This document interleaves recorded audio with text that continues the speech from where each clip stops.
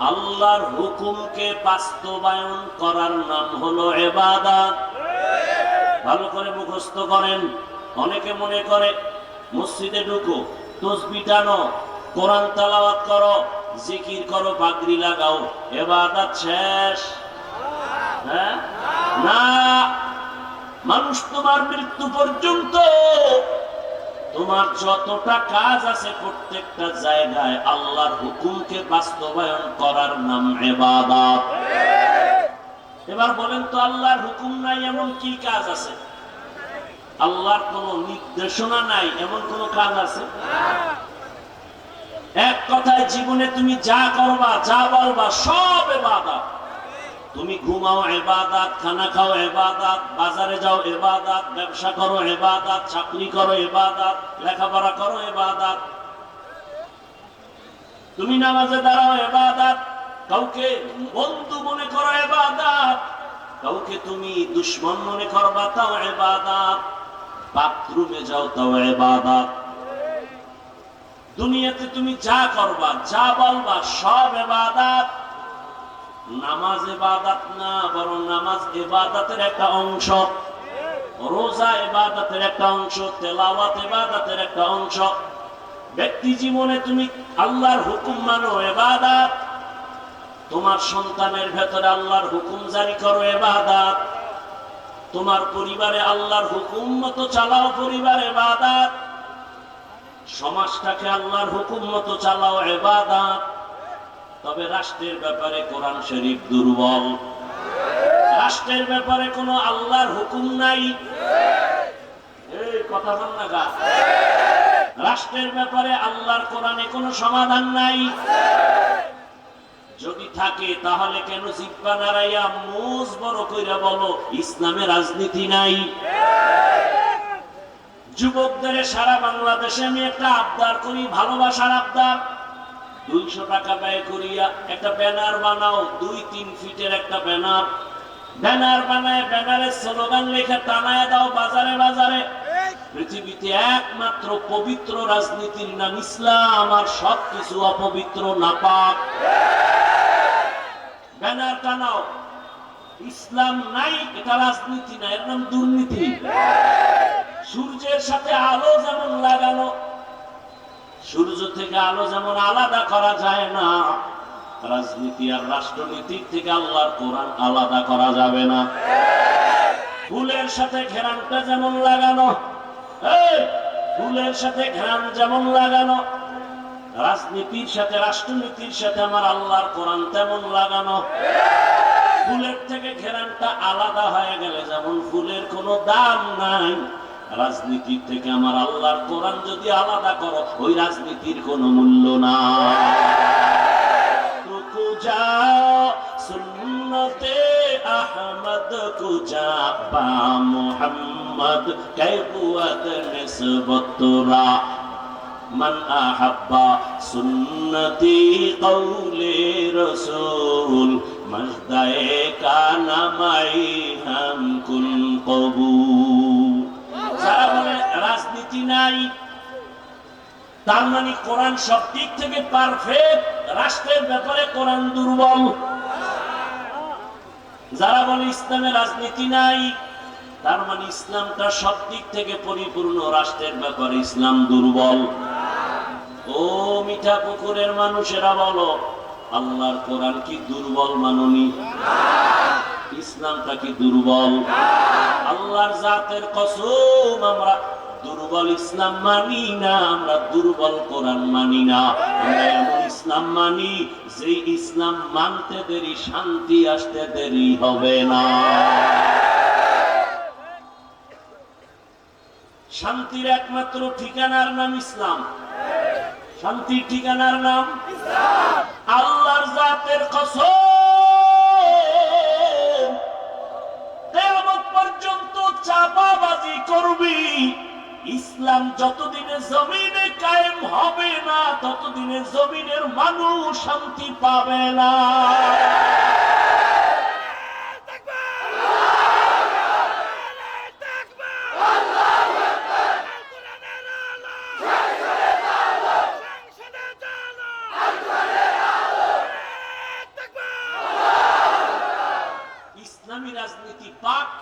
সব রাজনীতি নাপাক। ব্যানার বানা, ব্যানার, ব্যানারে লেখ পৃথিবীতে শ্রেষ্ঠ ইসলামী রাজনীতি পাক, বাকি সব রাজনীতি নাপাক। মায়ের সন্তান থাকলে দাঁড়া। আল্লাহ সবাইকে হেদায়েত দান করুন। দুনিয়ার সব রাজনীতি কি? একমাত্র পবিত্র রাজনীতির নাম।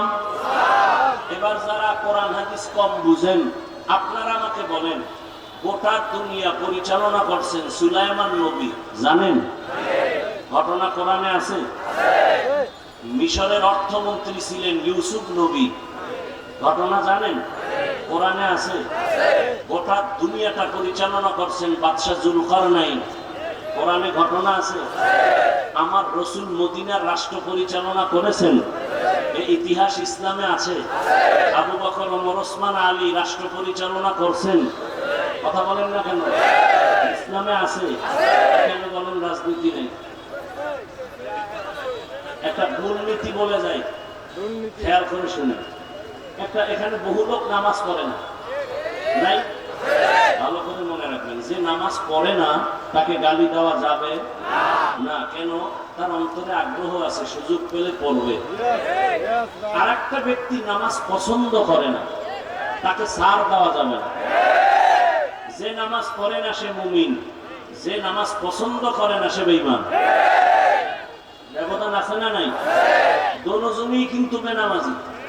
একজন মুমিন আর একজন কে মুমিন? যে নামাজ পড়ে না কিন্তু অন্তরে কি আছে? আগ্রহ আছে। আর একজন নামাজ পড়ে না ঠিক, অন্তরে কোনো আগ্রহ নাই, বিরোধিতা করে। আপনি দাঁড়িয়ে রাখেন না, কোনো ঝগড়া নাই, আমি আগে সালাম দিব, কিন্তু বিরোধিতা করলে সার নাই। দাঁড়িয়ে রাখে না মুমিন, বিরোধিতা যে করে সে বেঈমান। ইসলামী রাজনীতি আপনি করবেন না, আপনার সাথে কোনো ঝগড়া নাই, সালাম আমি আগে দিব, কিন্তু বিরোধিতা করলে সার নাই। ব্যবধান আছে না? খুব সাবধান।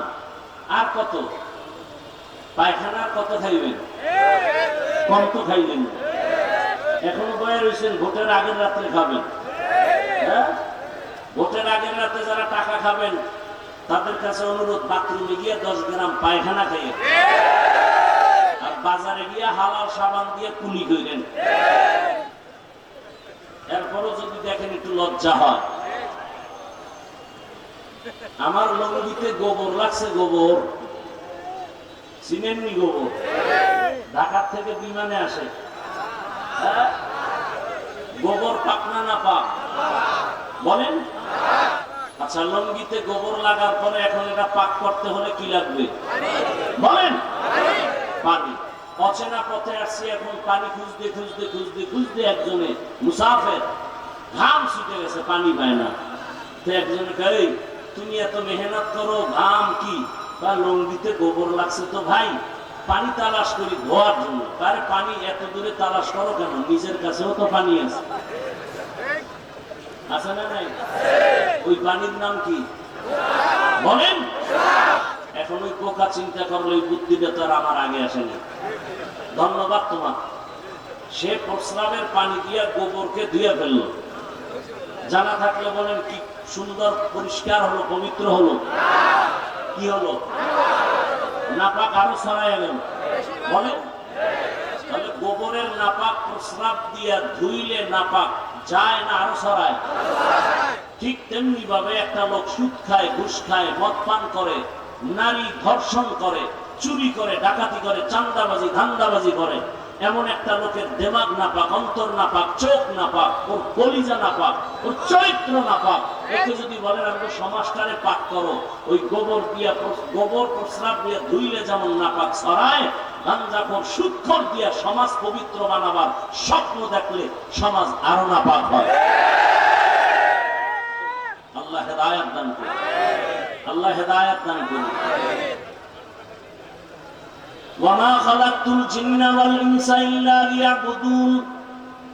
ইবাদত, আল্লাহর হুকুম জীবনে বাস্তবায়ন করার নাম ইবাদত। ইবাদত কেন? নামাজ কেন পড়বো? রোজা কেন রাখবো? জিকির কেন করবো? তেলাওয়াত কেন করবো? একমাত্র কারণ হলো আমার মালিকের সাথে মোলাকাত। আর পুরস্কার পাবো শান্তির একমাত্র স্থায়ী ঠিকানা জান্নাত।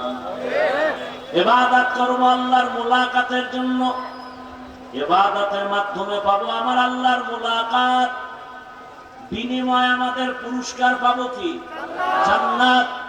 ফামান কানা ইয়ারজু লিকা রাব্বিহি ফালইআমাল আমালান সালিহা ওয়ালা ইউশরিক বিইবাদাতি রাব্বিহি আহাদা। হে রাসূল, আপনি বলে দেন যারা আমার মোলাকাত চায় তারা যেন নেক আমল করে, শিরক থেকে নিজেকে বাঁচায়, আল্লাহর হুকুম মতো জীবন চালাও আল্লাহর মোলাকাতের জন্য। কারণ আল্লাহকে দেখবো কেন কয়, যে যারে চিনে না সেটাকে মানতে চায় না, আর যে যাকে চিনে সেটাকে মানার মতো মানে। আল্লাহর মোলাকাত অন্তরে নেওয়ার জন্য আগ্রহ তৈরি করো, কারণ এত সুন্দর কণ্ঠ যিনি দান করছেন তার সাথে মোলাকাত করবা না তুমি কার সাথে করবা? এত সুন্দর চেহারা তোমাকে যিনি দান করছেন তার সাথে মোলাকাত করবা না তা কার সাথে করবা? তোমাকে এত টাকার মালিক যিনি বানাইছেন, যেই টাকা দিয়ে তুমি বাহাদুরি করো, সেই টাকা যিনি দিছেন তাকে কেন তুমি দেখবা না? যিনি এত সুন্দর আসমান আর সূর্য বানাইছেন ওই আল্লাহকে তুমি কেন দেখবা না? অন্তরে আগ্রহ তৈরি করো, ইবাদতের মাধ্যমে আল্লাহকে চিনার জন্য তুমি আগাও। ইবাদতের মাকসাদ হলো আমার মালিকের মোলাকাত। জান্নাতীরা জান্নাতে ঢোকার পর আল্লাহ যাবেন সবার শেষে, জান্নাতে গিয়ে বলবে, এই জান্নাতীরা জান্নাতে আসুনি? বলে আসি। বলে তোমার আশা পূরণ হয়েছে? সব জান্নাতীরা বলবে হ্যাঁ হয়েছে। যার জান্নাত পাইছো ওই মালিকের দেখছো নি? না তো দেখি নাই। কোথা মালিকের কি দেখবি না? সব জান্নাতীরা বলবে হ্যাঁ, যেই মাওলারে সেজদা দিছি তারে তো দেখতে মনে চায়।